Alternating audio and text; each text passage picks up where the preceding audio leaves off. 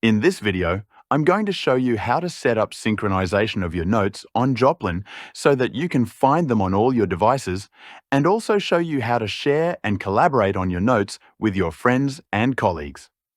To start, go to the application options by clicking here.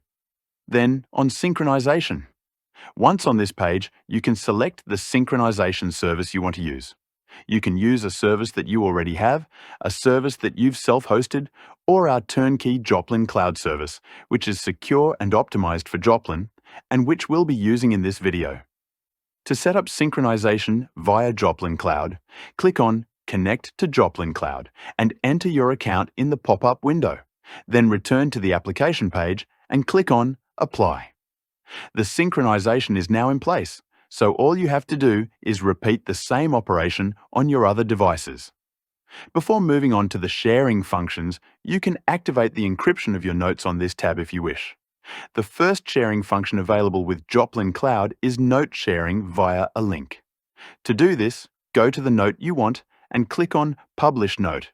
You'll then get a link that you can share with everyone, which is useful for sending communiques with attachments to a large number of people.